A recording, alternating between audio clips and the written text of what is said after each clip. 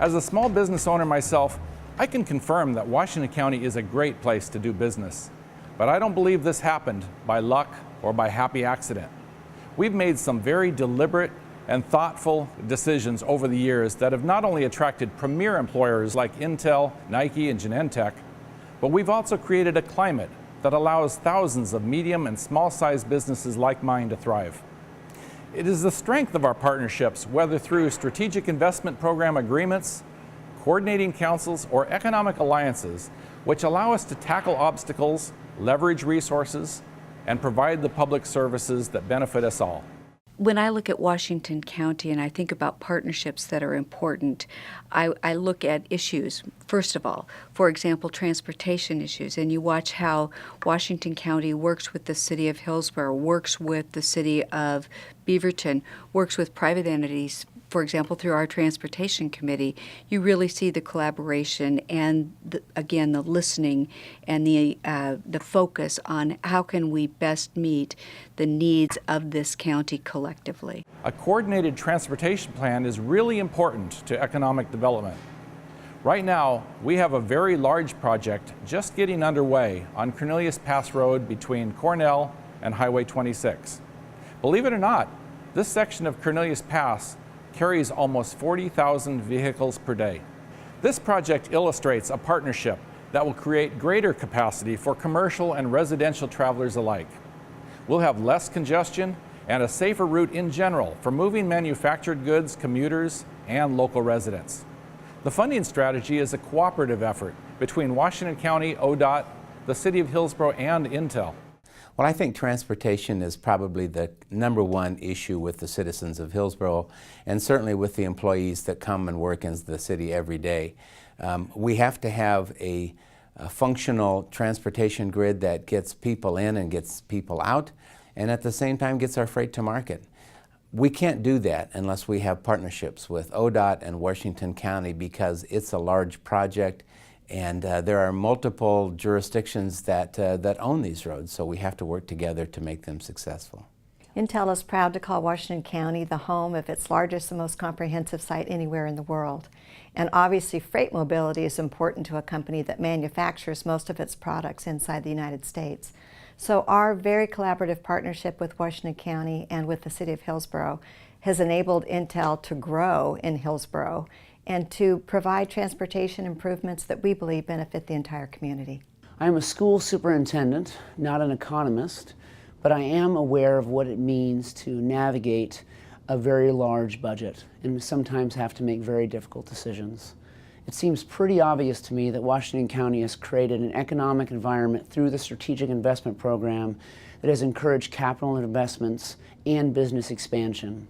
This has created jobs. Jobs creates a higher income tax base, which of course is our main source of funding for our schools and of course our students. We have more work to do relative to building back our budget for schools, but we are making progress, and I think we're on the right track for a critical investment and pillar in our community, which is our schools. Since the beginning of the recession, the proportion of businesses employing less than 20 employees has grown significantly. About 85% of our private employers fall into this category of small and medium-sized businesses. These smaller employers, both here and throughout the region, are a critical part of our economic engine. A great opportunity for future economic development in my district will be Amber Glen. Thanks to the grant the City of Hillsborough received from Metro a few years back, they've developed an impressive concept plan for mixed-use development and high-density housing close to major employers. This area is ideally suited for an urban pedestrian lifestyle that will also benefit from improved future mass transit options. It's going to be really exciting to watch it unfold.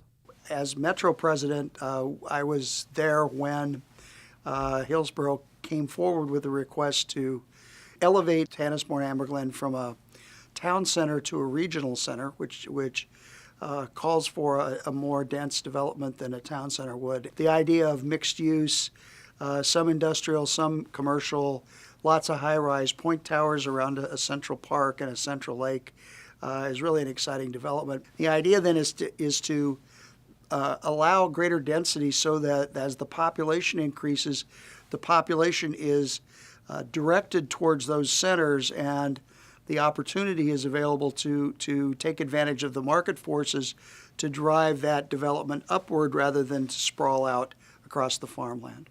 We have this incredible industrial sector, almost 2,000 acres of industrial zone lands within the UGB, that we like to say is the future of Washington County. Well, this is a great place to talk a little bit about some of the issues in the Aloha area. We're here at the Aloha Library, and I certainly see that as an important tool both for economic development and livability. There's several of the topics that are important to our community here locally, Beaverton, Aloha, as well as the whole county. I think one of the important pieces about the Aloha Library, which is a thread that runs through a lot of things, is that we need this private and public partnership. That's the only way that we're really going to get some big projects done. As Washington County continues to grow and succeed economically, the demand for affordable housing is also growing. A fifth of our housing stock, about 41,000 housing units, has been built within the last 13 years. That's the equivalent of adding 2 Tigers to our county in a little over a decade's time. Our challenge is to continue recognizing the balance between access to housing and the need for economic development. Our goal is to make housing options available to all who want to live and work here. We are seeing beautiful new communities throughout our county. It is a welcome sight after nearly 5 years of the Great Recession, but not all parts of our community are benefiting at the same pace or in the same way. Housing in the 21st century will be different from that of the last century. New families and a new economy create a need for housing different from what was available in the past. Our approach is to develop public-private partnerships where we can mix in revenue from federal, state, and local level, and these partnerships help us reduce cost. Our goal is to encourage more affordable housing countywide, so all of our communities remain financially accessible and livable. There's no doubt that the county is the engine of growth, and there are many new jobs coming and a lot of people moving to Washington County. The numbers support that. I think the issue is that not all of those jobs are high-paying jobs. The highest growing sector in the employment market is commercial, retail, and service jobs. And most of those jobs pay $15 an hour or less, or considerably less. So I think the point is that if we're going to be a complete community and give choices to people who live in Washington County, we need a range of housing prices to accommodate people of various incomes. Being able to live close to where you work in a home that's affordable is my goal, at least, with the housing fund. One of the things we are paying close attention to as part of our 3-year study in the Aloha-Reedville area is housing affordability. Aloha-Reedville consists of 5,900 acres and it's home to about 50,000 people. We've heard from hundreds of community members through this planning work about realistic action that could be achieved to move our community plan forward. Neighborhood quality, including housing affordability and housing rehab programs, are key among these possible action items. In addition to the policy decisions the board makes to help businesses and neighborhoods thrive, the Community Development Block Grant Program is a very important tool for managing and leveraging federal resources to meet many priority needs. When we combine the Community Development Block Grant dollars with other federal funding, we can do some great things, exciting things in the area of affordable housing as well. A great example is the Sequoia Mental Health Spruce Place apartment project. Sequoia Mental Health is a community mental health service provider, and we've been in business since the mid-'80s as Home Street and Banyan Tree and now Sequoia. We had a fire here in 2006. When that was lost, we needed to build new offices, and we began the pursuit of funding for the Spruce Place apartments and also for a new office building. So now we have this combined project on shared property, and where we have a clinic right next door to our apartments. Spruce Place serves people with low incomes who also have a mental disorder and need affordable housing, who have the ability to live in permanent housing on their own, and their rent is subsidized by a HUD Section 8 subsidy system, and they never pay more than 30% of their income towards rent. Homelessness is another big problem we are working on in Washington County. Since 2009, we have been forging ahead with our 10-year plan to end homelessness. Our strategy has been to combine forces with nonprofits, faith community, cities, and the county so that we can all push in the same direction. We've been making real progress. not by building more shelters, but by focusing our funding on creating more accessible, stable housing and by preventing homelessness in the first place. We are in our 6th year of the 10-year plan implementation, and we have seen the lowest number of homeless individuals and families during this period of time. We have nearly 60% decrease in the number of chronic homeless individuals on our streets, and that is our highest resource using population in Washington County. We have seen an increase in homeless veterans in Washington County since year 1, when we had 77 homeless veterans identified. We currently have 106 homeless veterans at our last point in time. These are men and women who are primarily homeless, who had served in the Vietnam War, but we are seeing an increase in homeless individuals that had served in Iraq and Afghanistan as well. We need to make more progress in eliminating homelessness among our veterans. Too often, veterans who have served our country find themselves living on the street as part of our chronically homeless population. They are no longer fighting for their country, as we ask them to do, but their current situations may have them fighting their addictions and mental illnesses.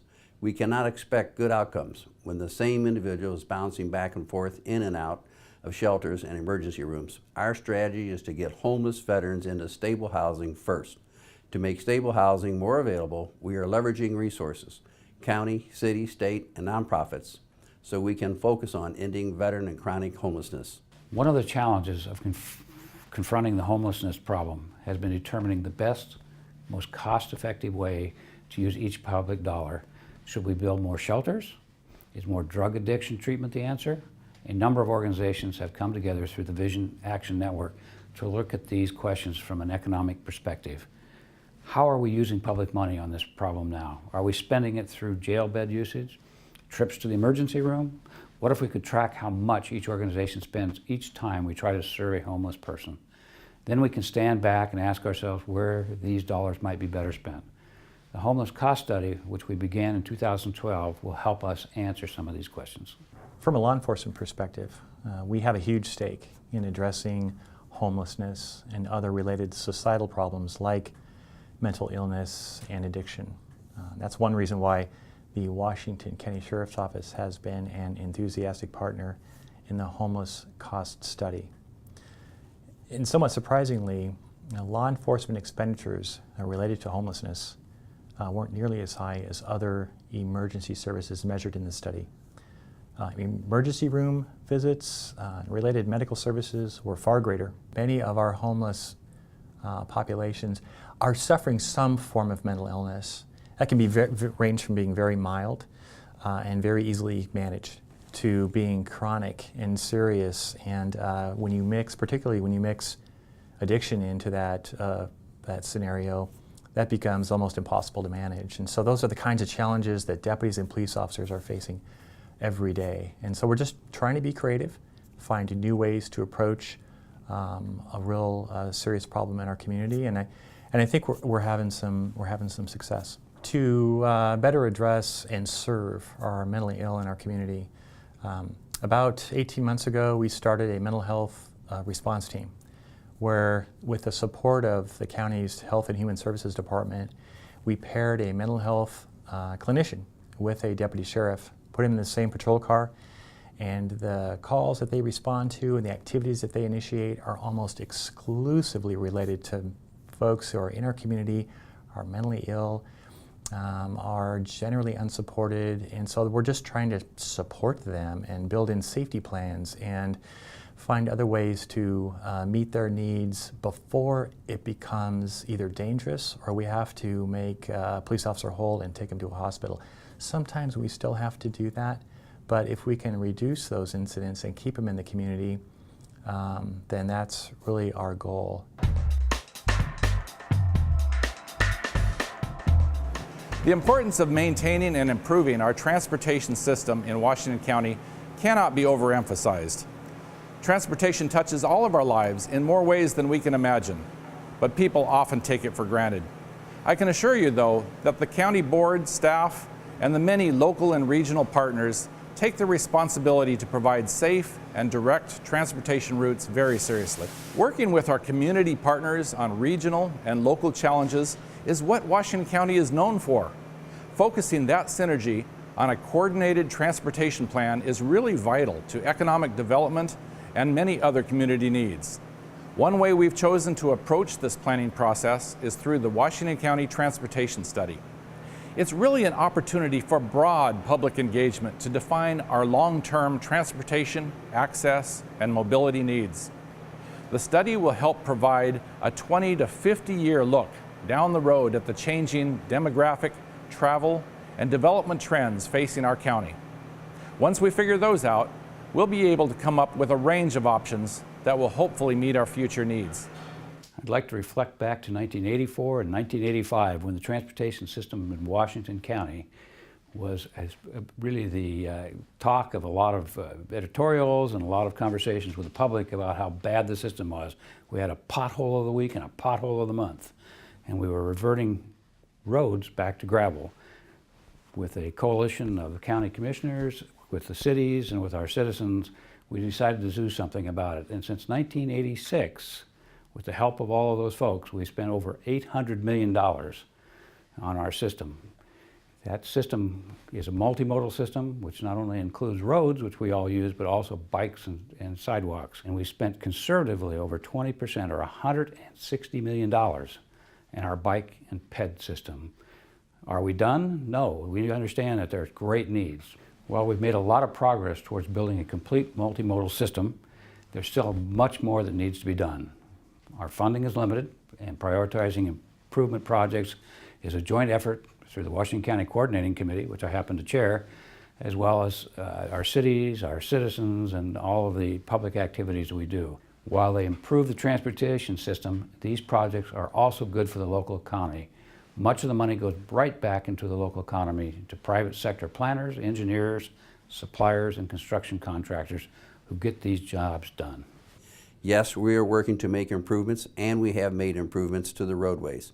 But we also need to rely on more technology to make more efficient use of the roads we've already paid for. Investing in intelligent transportation systems, tools like video detection, flashing yellow arrows, and synchronized signals is really the way to go. The technology is in use right now on Tualatin-Sherwood Road between I-5 and Teton Avenue. Next on the agenda is to extend the system down Tualatin-Sherwood Road to 99W. In the long run, we'll end up with more capacity, less congestion, and saves people time and fuel in the process. In Beaverton, we're very pleased to be working with the county on a MISTIP project that is going to provide some important safety and traffic capacity improvements on Southwest Farmington Road between Hockin and Murray Boulevard. MISTIP is a very important tool that has helped us improve other major streets, including Hall Boulevard, Murray Boulevard, and Shoals Ferry Road, all roads of county-wide significance that pass through Beaverton. This current project will make Farmington a better route for everyone who uses it, whether it's getting our kids to school, moving freight from point A to point B, or helping our emergency responders get where they are needed most. Having the MISTIP program pay for road improvements like this is extremely vital to keeping up with our collective and ever-growing transportation needs. Tualatin Valley Fire and Rescue and all emergency responders must have a reliable transportation system in order to provide fast and reliable emergency services. Last year, TVF&R responded to more than 35,000 calls from a network of 21 fire stations. Many of those situations required critical medical care or immediate fire suppression efforts to save lives and property. Finding smart, cost-effective ways to relieve traffic congestion has impacts on our region's economy, quality of life, and most important to me, public safety. The North Bethany planning process has been a real challenge for us. We've done a tremendous amount of work on the concept plan and strategies to implement it, but there's still a lot of work ahead of us, especially in the area of transportation. We thought it would be years before we needed to start building additional roads to support the growth of North Bethany, but with roughly a third of the expected 4,600 housing units already in the design process for North Bethany, it looks like we might have to bump up the timetable a bit.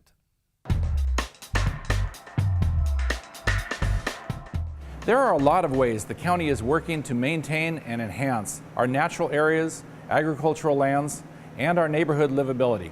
As with many other aspects of life here in Washington County, the beauty of our surroundings and the importance of a healthy environment can easily be taken for granted. Without good stewardship from public and private organizations countywide, we would not recognize our county as the home we love. The Tualatin River today is healthier than it's been in generations. It's a remarkable product of an unusual collaboration among a broad range of interests within this watershed to produce those results, even after a very considerable period of rapid economic development. Restoring the health of these streamside corridors has produced benefits far beyond regulatory compliance. It's preserving and restoring the character of this watershed and its environment. It's what brought many people to this area, the livability of these communities. And it's had a remarkable and far-reaching impact. In Washington County, natural beauty is just a part of our heritage. I'm a second-generation farmer. As a community, our roots are in farming. Our county has a long history of conserving and enjoying the agricultural and parklands through creation of partnerships. In this new century, as we strive for sustainable employment and affordable housing, we must preserve our quality of life, which includes the opportunity to grow some of our food locally. In my district, most of the agricultural ground is gone. Tualatin Hills Park and Recreation District is at the heart of providing recreational opportunities, even sponsoring a farmer's market for local produce. We live in a culturally diverse region where people of all backgrounds and cultures live, work, and play together. The walking and bike paths, along with the farmer's market, give us a chance to come together as a community. Again, on this theme of public and private partnerships and working with other public agencies, I'm very excited about the near future for Aloha for a new Southwest Community Park. It's going to be about a 20-acre park, and it's very much something we're working with the Beaverton School District, using part of their existing grounds at the Mountain View Middle School, plus the money that's coming in from the Tualatin Hills Park and Rec District's 2008 park bond, and some county dollars that we have from Metro Green Spaces. And we're going to do some private fundraising. We're going to look at a community park, which is going to ultimately be about a $9 million complex. It's going to have year-round play fields. We're going to put in some fields that's going to be able to address the needs of disabled athletes. Again, something very exciting, something very positive for the Aloha community from a livability standpoint. And again, it's one of those big projects that we can get done with private-public partnerships. People from outside of Washington County are amazed when they learn that 85% of our land is rural land. We have some of the best farm and forest land anywhere, and a great way to appreciate our landscape is to hit the road, by car or bike, to take it all in. Thanks to help from the Washington County Visitors Association, Oregon Department of Transportation, and others, our Vineyard and Valley Scenic Tour Route is introducing thousands of visitors per year to some of the most beautiful terrain in the state, and this year, we've even added the Tualatin Valley Scenic Bikeway, including 50 miles of Washington County countryside running from Rude Bridge Park in southern Hillsboro through Forest Grove and Banks and meeting up with the Banks Vernonia Trail. Bikers can even take a rest or camp overnight at Stubbs Stewart State Park. This area we call Washington County is a treasure worth preserving. Keeping in mind our heritage while planning together for our future is how we maintain the quality of life that brought us to Washington County.